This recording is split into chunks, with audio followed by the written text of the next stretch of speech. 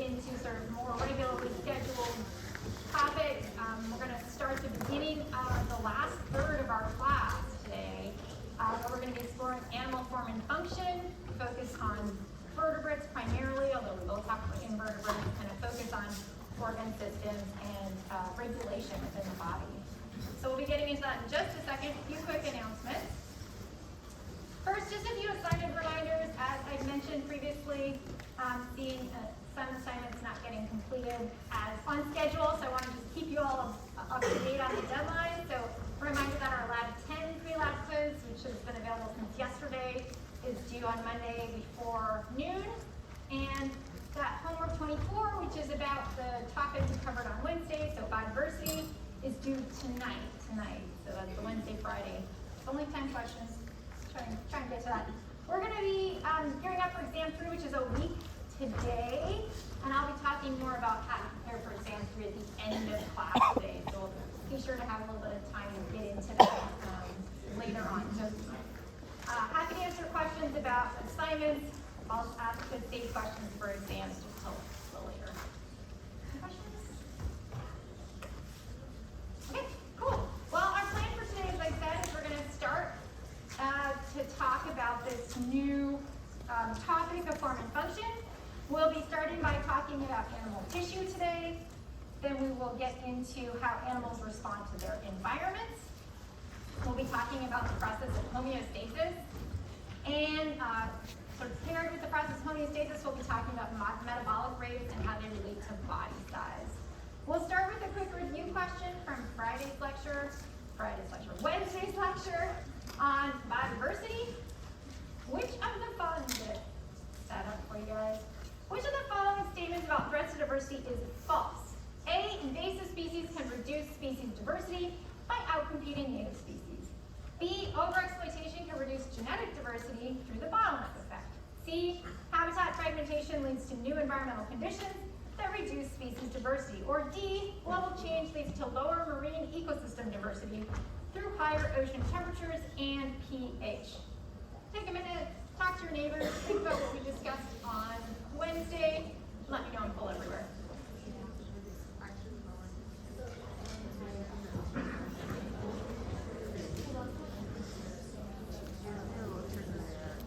Very close. It drives the lower.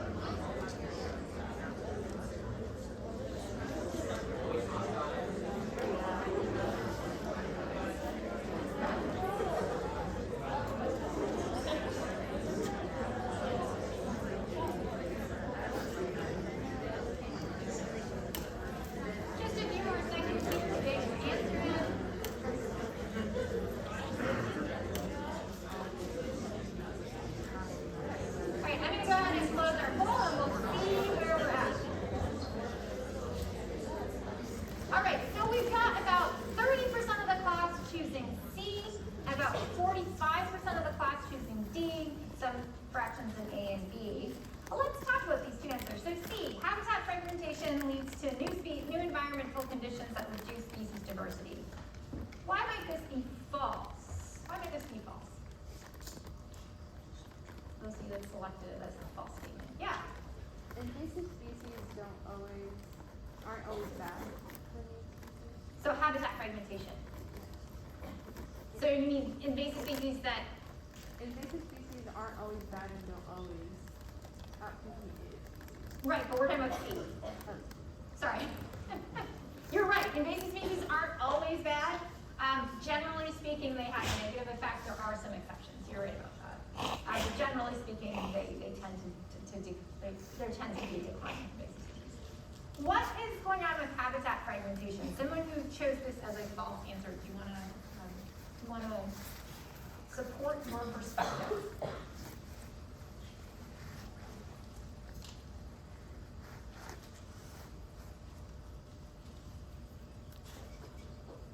What happens with habitat fragmentation? What are these new environments I'm talking about?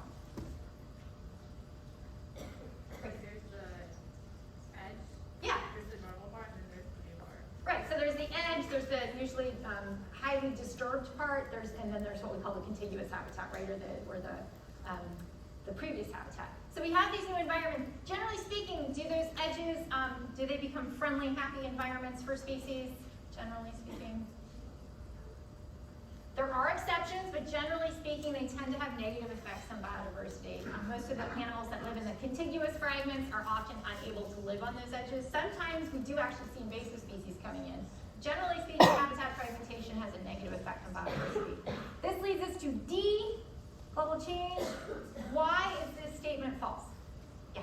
It's for making the pH lower. You got it, making the pH lower. What's actually happening here? We see acidification in oceans. I'm suggesting here an increase in pH, which would be making the oceans more basic. So this is a detail-oriented question, but good observation, good observation. I had a tough time writing this one. All right, let's jump into today's lecture. I wanted to frame today's lecture in some pretty big ideas because it's the first lecture of this final third of our class. And the first big idea we're going to talk about is sort of what an animal needs. All animals have basic needs, right?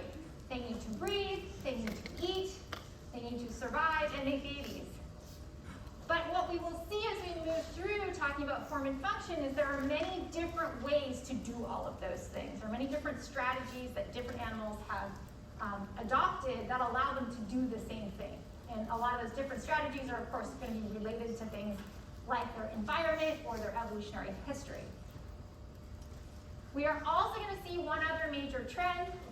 We're going to see that variation in phenotypes, so the different strategies we see, reflect adaptations to the environment, but they also reflect trade-offs. So we are going to see that an animal that's really good about doing one thing may not be so good about doing another thing. So there's going to be a cost-benefit analysis there.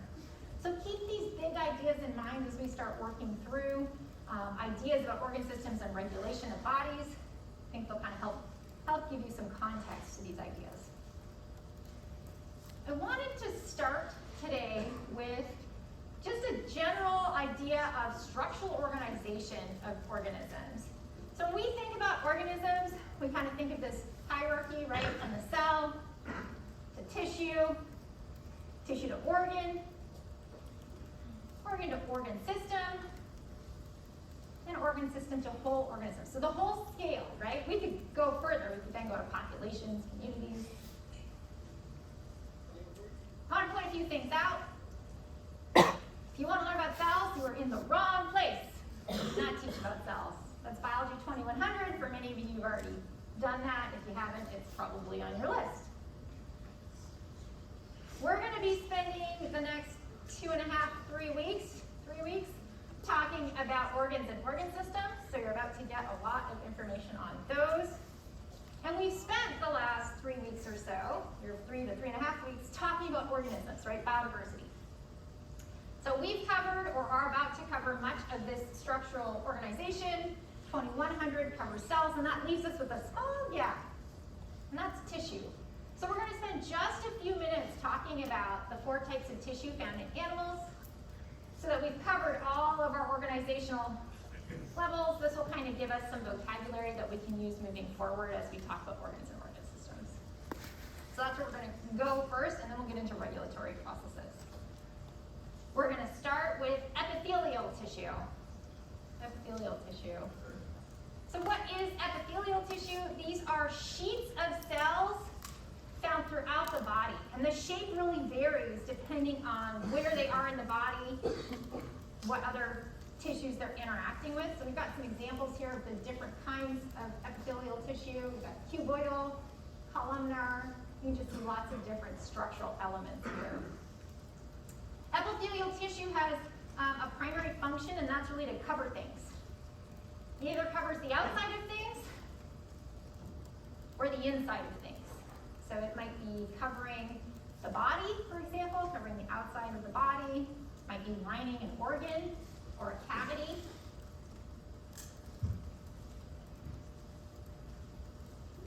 And in this role as a covering tissue, its most important function is to interact with the environment. So either the external environment or the internal environment. And this makes it important for it it to do two particular things. The first is it needs to help prevent threats, right? So think about bacteria and viruses on your skin, epithelial cells trying to prevent those from getting in. But it's also going to function to exchange materials. This is internal to the body. You can think about sort of membranes for exchange here, or layers of tissue for exchange. We're talking about oxygen. We're talking about nutrients, waste products. Epithelial tissue has a number of different germ layer origins. So depending on where the epithelial tissue is, it will come from ectoderm if it is on your skin. Mesoderm if it's in many of your organs or your body cavities, and even endoderm if it's inside your guts. So lots of different germ layer origins for epithelial tissue.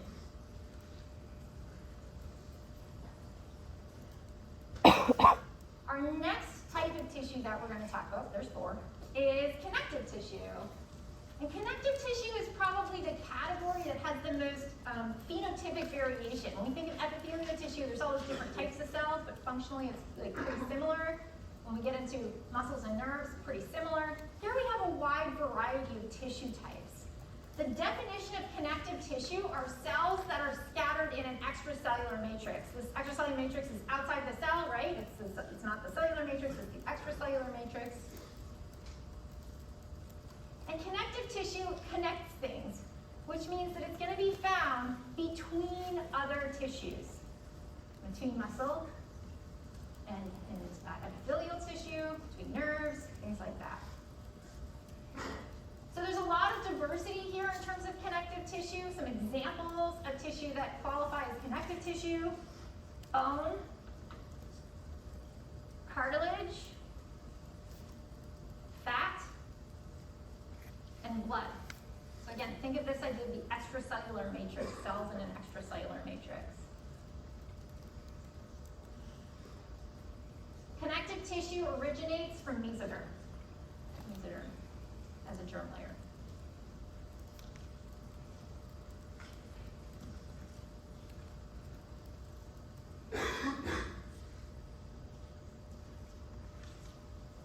All right.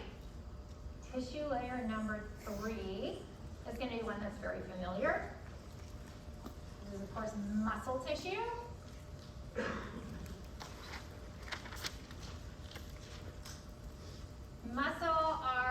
Muscle's going to be made up of cells that have filaments containing actin and myosin.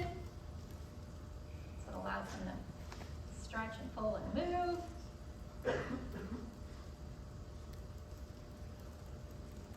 And there are 3 types of muscle tissue. 3 types. The first is the one we think of when we normally think of muscles, like it's the one that's the most common in our bodies, and that's skeletal muscle. So this is the muscles that's attached to bones and tendons, and movement of skeletal muscles is voluntary. So we have to say, hey, I want to walk over here, and it's skeletal muscles that are allowing me to walk over here, scratch my head, whatever it is, making a decision to use those. So voluntary. That's going to be in contrast to our other 2 categories of muscles that are involuntary. The first of those is smooth muscles. Smooth muscles are responsible for involuntary body activities. What's an example of an involuntary body activity where you might find smooth muscle? Yeah? Digestion's a great example. Yeah? Yep. I was just going to say contracting of the heart, but it looks like We're coming to, the heart has special muscles, but yes, that is involuntary for sure, but it has special muscles. Digestion, anything else we can add to that one? Yes? I was going to say breathing, but I guess that depends. Breathing is one, for sure, at least some aspects. Certainly we regulate it ourselves to some degree, but we're not, if anything you're not thinking about, right, it would be involuntary. So it can change in response to activity, but breathing definitely would fit there, yeah. So I think so we're not thinking about processing liquid through our kidney. We're not thinking, in the muscles that we might require to move things around in our bodies, or definitely digestion. Anything you're not thinking about is going to be largely smooth muscle. Which brings us to our third type of muscle, which is cardiac muscle. Cardiac muscle also involuntary, but different in structure, as you can see here from this histological slide. And also different in how it gets its information, right? We'll talk about that in a few lectures from now, but how cardiac muscle is going to largely contract and relax based on internal signals from the pacemaker as opposed to signals from the central nervous system. Final category of muscle tissue is one we're going to touch on just for a minute because we have a lot more information coming up on this class of tissue. And this is nerve tissue or nervous system. So nerve tissue has a pretty unique role to play, right? Nerve tissue is going to be involved in receiving information from the outside world, or sometimes the inside world, processing that information, and then responding, transmitting to that information in order to respond, right?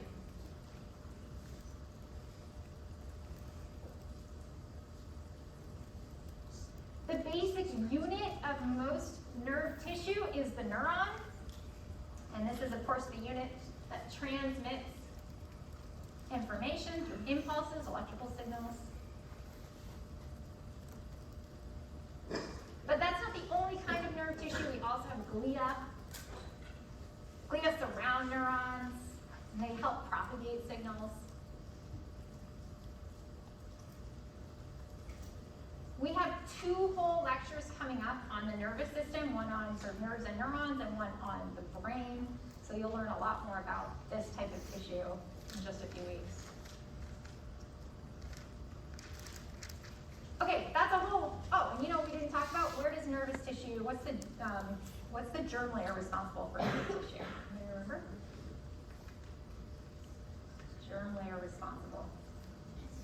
Go for it. Ectoderm. Ectoderm, you got it. Ectoderm, yep. Nervous system, central nervous system, ectoderm. Great. Let's see if we are comfortable with some of these ideas with a super quick poll question here. Which of the following tissues is mismatched with one of its organ or organ systems? A, connective, matched with bone, muscle, stomach walls, epithelial blood, nerve, spinal cord. Which of these is mismatched? Incorrect. Mismatched.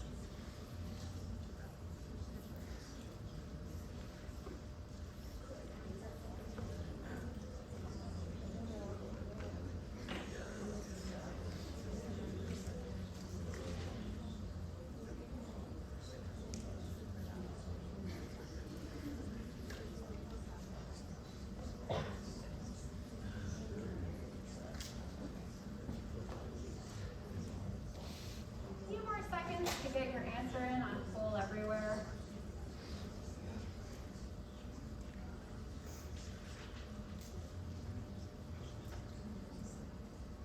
All right, I'm going to close our poll. There we go, and check our answers. I've got 80% of the class choosing C. That is correctly incorrect. You got it. What kind of tissue is blood? Connective tissue, you got it. Yeah, connective tissue is a weird category, right? Bones and blood are the same kind of tissue. Keep that in mind. Bones and blood are the same kind of tissue. Okay, any questions about tissue before we move on? Yes, question. What germ layer does muscle tissues originate from? Muscle tissue, mesoderm. Great question. Mesoderm. Sorry, I knew we missed one.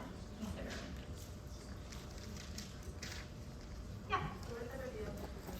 Sorry? Epithelial, it depends on where it is in the body. So if it's on the outside of the body, ectoderm, inside, mesoderm, in the gut, endoderm.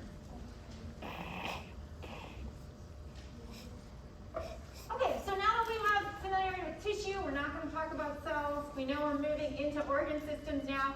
Before we get to specific organ systems, we need to talk about how bodies regulate.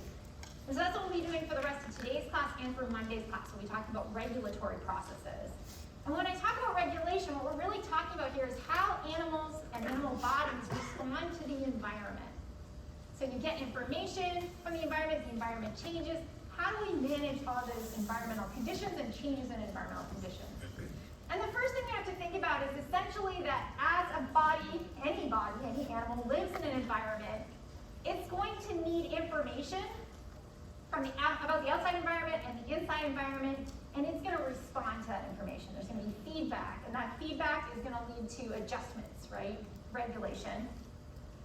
And that feedback is going to be between cells, between tissues, potentially between organs, and definitely between the organism itself and the environment. So we're getting lots of different information in and lots of responses out.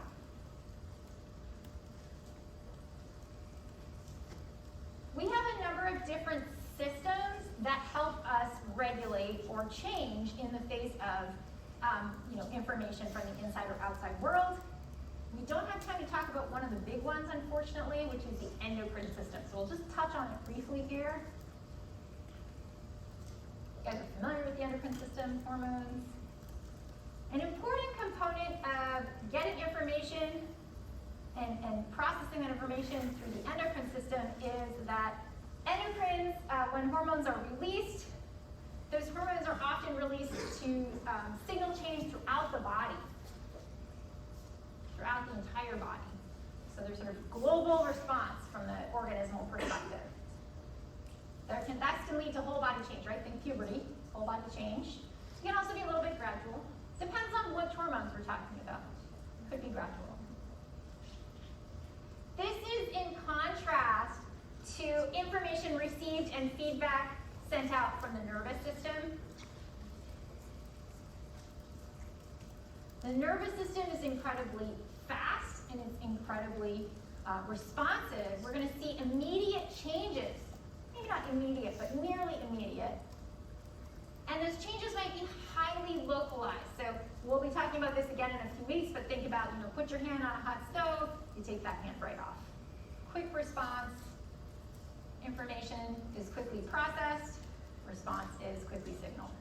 So we'll be coming back to nervous system. I just want to keep in mind that we have multiple systems for gaining information and responding. We won't be able to talk about all of them in great detail. What I do want to talk about, however, is we're really be thinking about organisms in their environment. What happens when the environment changes? When the environment changes. So this is pretty common, right? Seen it this week. You saw it yesterday if you were outside, right? Okay day, big wind, rain, cold, warm, all things in one day. How do we deal with this? One of the ways that animals do this is something called acclimatization, or acclimation if you prefer. And this is a physiological response to the environment and the changes in the environment. There's a nice example in your textbook about people who move from low elevation to high elevation and a change in their ability to access oxygen, right? So there's lower oxygen at high elevations. The physiological response. We've talked about physiological responses to the environment before. What does this remind you of? What's an example where we've talked about a physiological response to the environment? Way back. Yeah, Chris. The chameleon. Yes, exactly, the chameleon. What was the chameleon example of? Do you remember? Two-term concept, yeah. Phenotypic plasticity, exactly. Acclimatization is a type of phenotypic plasticity. Now, importantly, it's the type that we see in chameleons, right? It's a reversible type of phenotypic plasticity. So if that person who's been at high elevation moves down to lower elevation, over time, they will likely start using oxygen the same way they used to. Could be more than that, but usually. We do see examples of phenotypic plasticity where phenotype is fixed, right? So this is not that. It's a type of phenotypic plasticity. Importantly, not heritable, right? Just because, let's say your family is from Colorado, doesn't mean that you were born with the ability to use oxygen better because you're from the Mile High City, right? You're down here, oxygen use going to adjust. You're not going to be better at running races, probably. Over time, we can talk about. The converse to this, of course, is adaptation, which is where we're going to see a change in the ratio or the probability of certain phenotypes in the population. The folks from Denver, really we're better at using oxygen, you might see that that phenotype persists over time, and acclimatization could turn into an adaptation, right? This is, of course, heritable. So keep these two ideas in mind as we work through regulatory behavior. Are we seeing acclimatization or are we seeing adaptation? They are slightly different processes. It's worth kind of keeping that in mind. Any questions so far about acclimatization? Yeah? It's like how well someone acclimatizes heritable. Yes, that's a great point. How well someone acclimatizes is heritable. Just like being phenotypically plastic is heritable, but the phenotype you acquire is not. I think that's a really good point, And that's sort of like weird, it feels like splitting hairs, but it's not when you think about what the offspring actually get, right? So yeah, great point. Okay, let's talk about how we actually deal with the environment. We're gonna talk about managing environments. In most cases, animals are responding to their external environment by managing or regulating their internal environment. We're going to talk a lot about this. We'll talk about it today, and we'll talk about it Monday, as I mentioned. We can use two general terms to describe how animals manage their internal environment. They can either be regulators or conformers. And again, these are general terms that we could then adjust to talk about different types of internal factors that need to be regulated. We'll come to that in a minute here. So regulators. This is an organism that maintains a relatively constant internal environment, even when the external environment is changing. So we've got a nice example here on the x-axis. I have the environmental temperature from 0 to 40 degrees, and on the y-axis I have body temperature. And the river otter here is a temperature regulator. You can see that regardless of how warm or cold the environment is, their body temperature is fairly stable.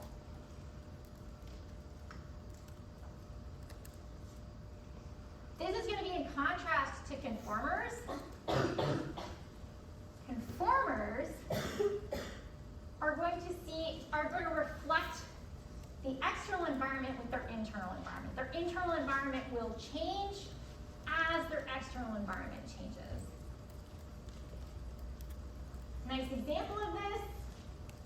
We've got ambient temperature on the x again. We've got our largemouth bass. Our largemouth bass, it's got this changing body temperature at 10 degrees. It's about 10 degrees. At 20 degrees, it's about 20 degrees.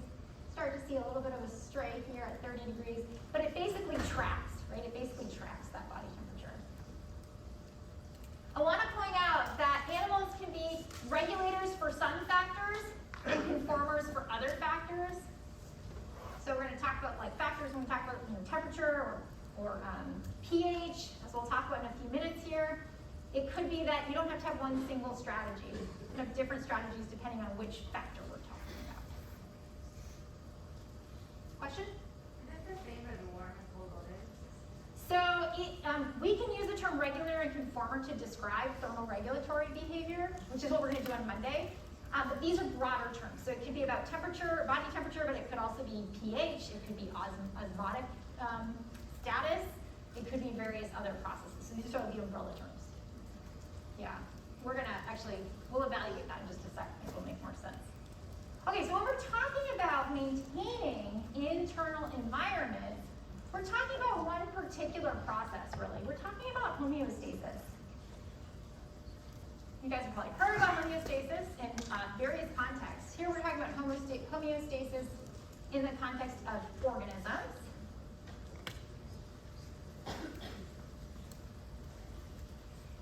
And really what we're saying here is talking about the processes that help ensure that our internal environment is relatively constant. Relatively is critical here. Different organisms have different levels of flexibility in that constant, right? Some of them have very narrow ranges and some of them much wider ranges.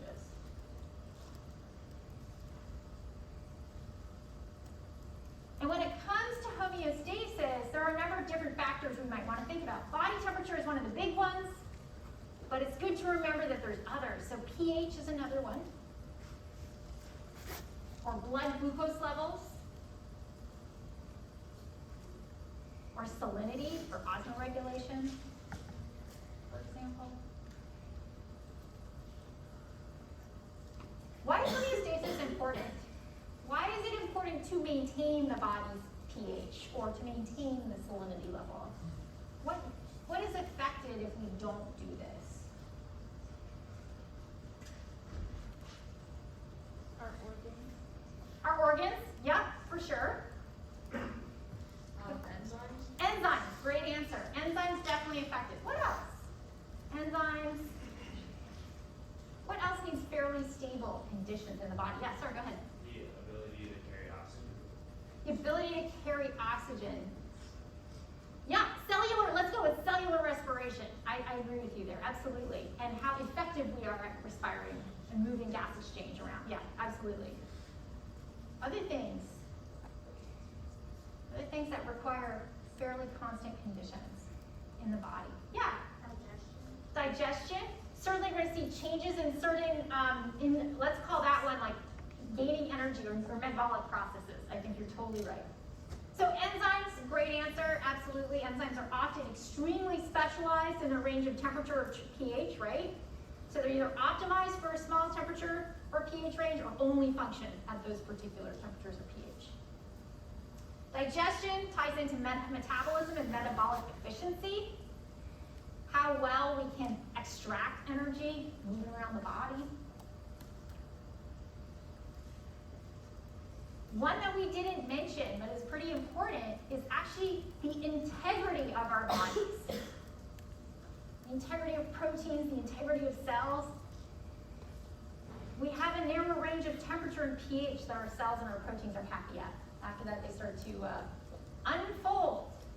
It's not good. When it comes to homeostasis, we're really talking about regulation here, and we're talking about regulation of processes through feedback. There are two different kinds of responses or feedback that we can get when we have some sort of stimulus. We have positive feedback or negative feedback. I've got a nice little cartoon here to differentiate the two. So positive feedback, this is when you get a cue and your body says, oh, that's good, let's do more of that, right? So we respond with an increase. Negative feedback is when we get a cue and we say, yeah, that's moving us away from the plan. I want to go back to the plan, right? I want to go back to the plan. Don't like this. And we'll talk more about that in just a second. Let's see how comfortable we are with homeostasis. I have a feeling we're pretty comfortable, but let's check. An organism has a relatively constant internal temperature during the day and night, despite fluctuations of more than 20 degrees Fahrenheit between 12 p.m. and 12 a.m. in the outside environment. When the seasons change, the organism experiences changes in its phenotype to help maintain its constant internal temperature. This organism is best described as a regulator that acclimates or acclimatizes to its environment, a regulator that adapts to its environment, a conformer that acclimates or acclimatizes to its environment, or a conformer that adapts to its environment. What am I describing here? Let me know what you think on poll everywhere.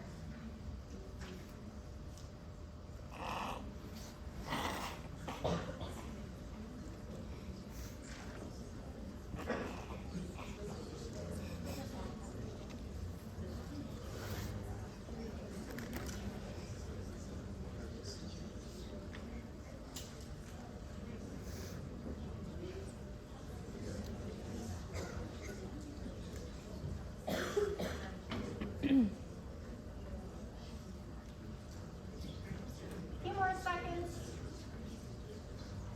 before we get to this one.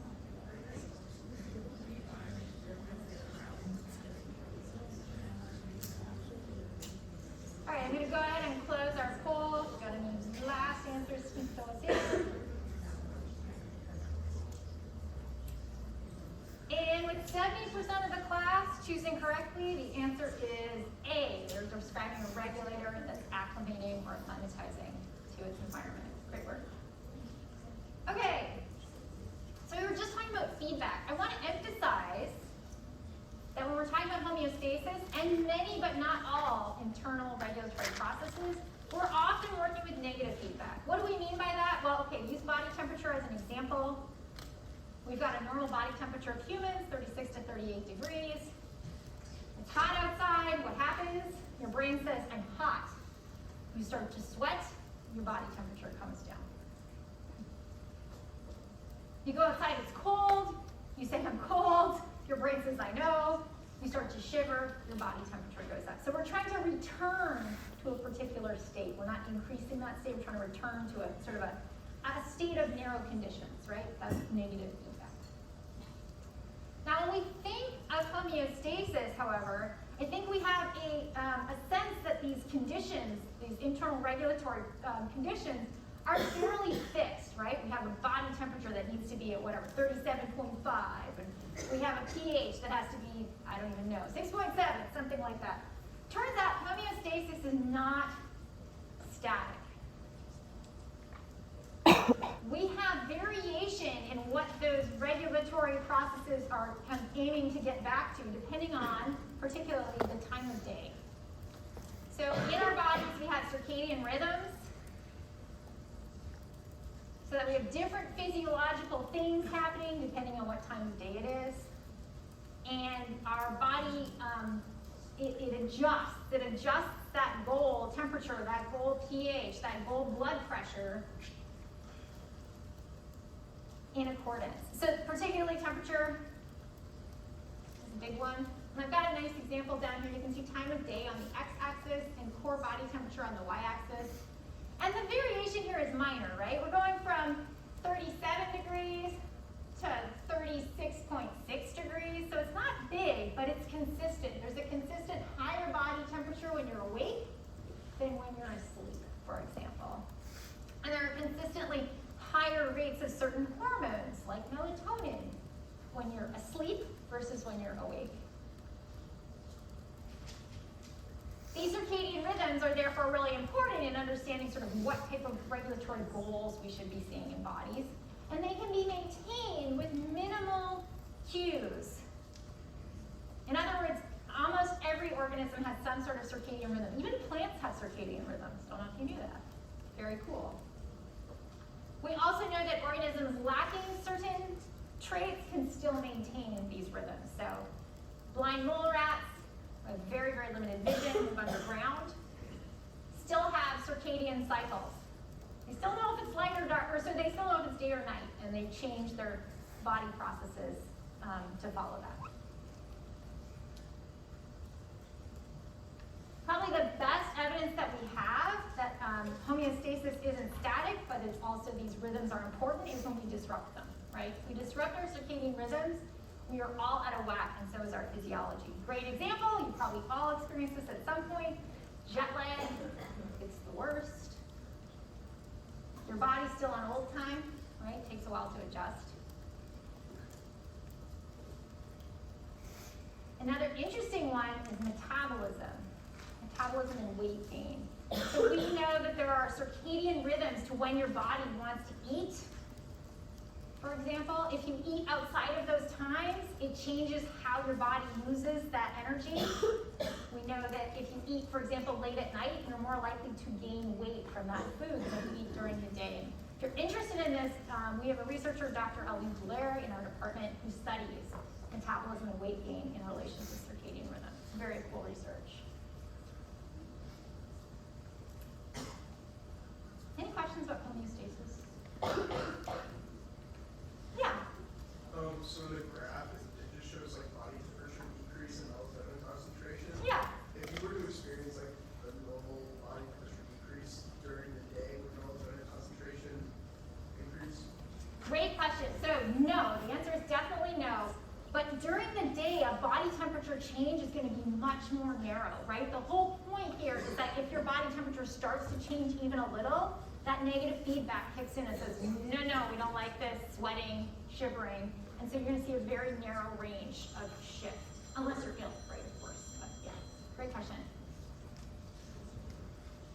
Any other questions about homeostasis? Phone a friend question? No? Okay. Okay, so we're going to spend the last few minutes of class just talking briefly about this process that we just touched on, and that's metabolism. Metabolism is going to be a pretty driving force when it comes to regulating, well, everything, right? So what is metabolism? I think that we have sort of vague idea of this term. Let's define it.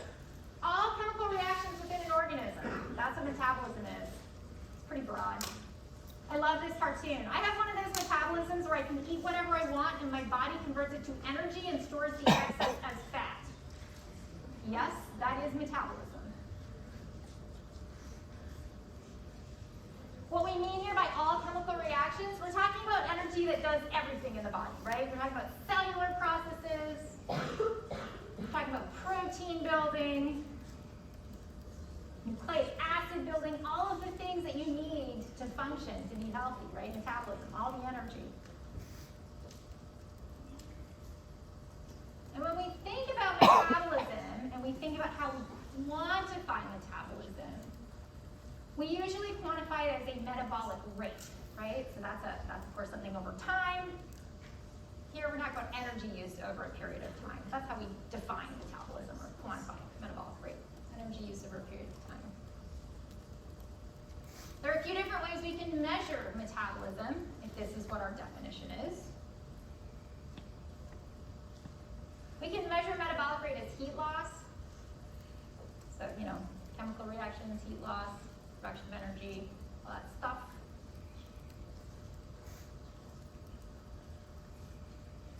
We can measure metabolic rate as oxygen use, cellular respiration, going into the production of energy.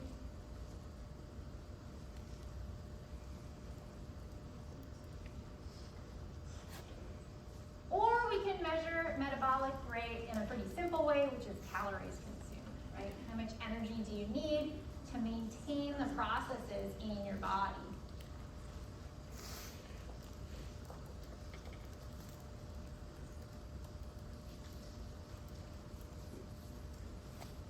When we talk about metabolism, we often like to talk about metabolism in reference to other organisms. It's not that interesting to just say, I have a metabolic rate of X. We want to look at it relative to other organisms.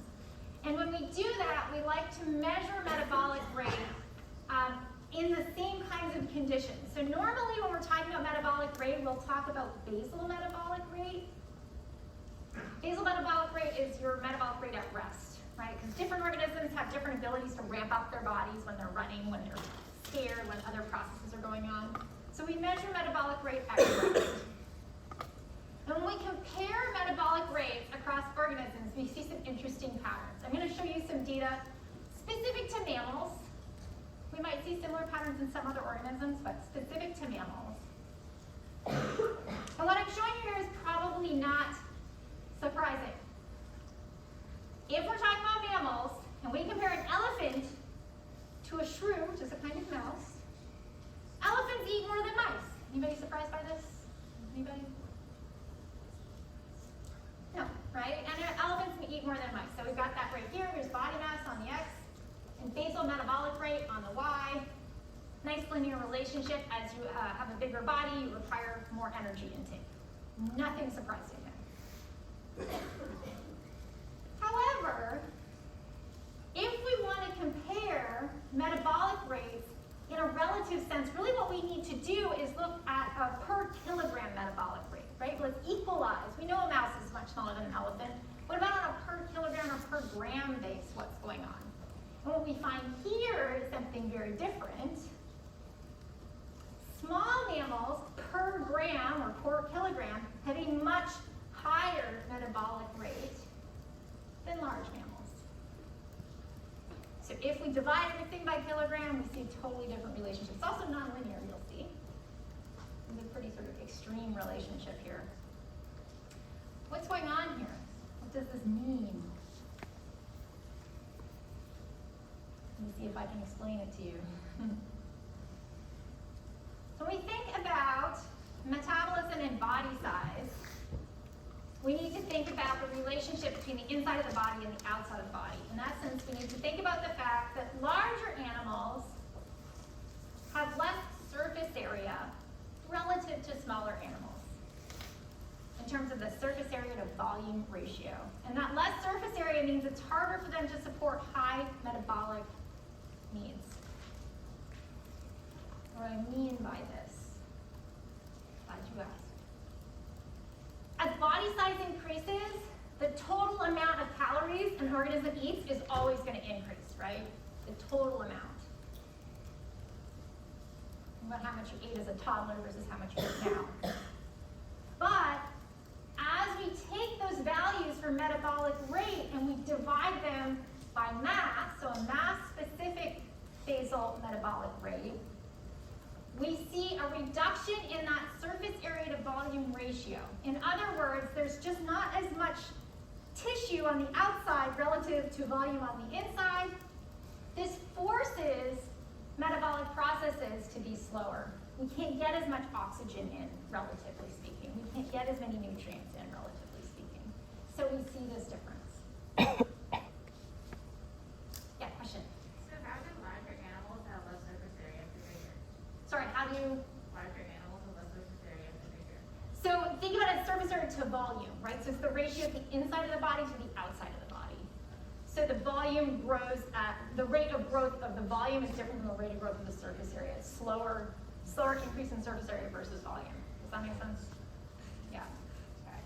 Let's see if we can put some of these ideas together and then we'll touch on some things for exam 3. So really quick here, this question on metabolic rates is actually going to lead us right into lecture on Monday. So if you're not 100% sure, that's okay. We're going to come back to it. If you compare the metabolic rates of a reptile, think about what we know about reptiles, and a mammal of approximately the same size, you would find that A, the mammal would have a higher metabolic rate than the reptile. B, the reptile would have a higher metabolic rate than the mammal. C, the two animals would have approximately the same metabolic rate. Or D, you cannot compare the metabolic rate of reptiles and mammals. They are measured in different units.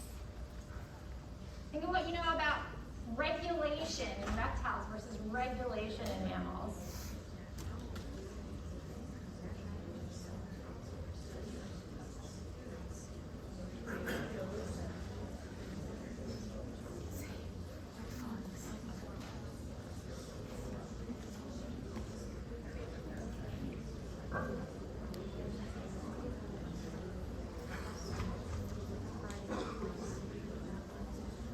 We're going to keep this one pretty short, so get those answers in. I'll make sure I have time to talk about the exam real quick here. All right, I'm going to close our goal, see how we did. About 70% of the class have chosen A. That is correct. If you're unsure, keep that idea in your mind for Monday. We'll be coming back to it. I'm going to briefly talk about exam 3. All of these slides are in your PowerPoint notes. Importantly, we're looking at lectures 22 to 29. So that is chordates through excretion, next Wednesday's lecture. Same format as before. I want to emphasize we will focus on groups we discussed in class. Are manta rays awesome? Yes, we didn't talk about them in class, not something you need to worry about. So omit the groups in your textbook that we haven't talked about. Generally speaking, we won't talk about scientific names with a few exceptions. So I won't ask you about Mixini, I'll ask you about hagfish. But the clades of vertebrates you should be familiar with, so the osteichthyons and the tetrapods. The clades of mammals, monotremes, marsupials, eutherians, be familiar with those. As you're approaching the material in class, this is really about comparing groups. So again, so I got a Venn diagram here. What do two groups have in common? What makes them distinct? Think about evolution. Will there be a phylogenetic tree on this exam? Oh, at least one. At least one. So think about how you put traits on trees. And think about adaptations. Why do these traits matter? What do these traits allow these organisms to do? How did it change their interactions with the environment? A few more quick thoughts here. Resources are the same. Don't forget our office hours next week. They'll be really helpful. Quick notes on dates and details. You should be familiar with key traits that distinguish groups. Opposable thumbs, that's a good example. What about dates? You should be familiar with relative dates for chordates/vertebrates. I do not care exactly when the dates are, but think about who comes first, who comes later. Think about the order that we see of hominids, the order that we see of vertebrates, of tetrapods. But don't worry too much about the date itself. Don't spend a lot of time on that. All right, I will see you guys on Monday. We're going to talk about thermal regulation and osmoregulation. Have a great weekend.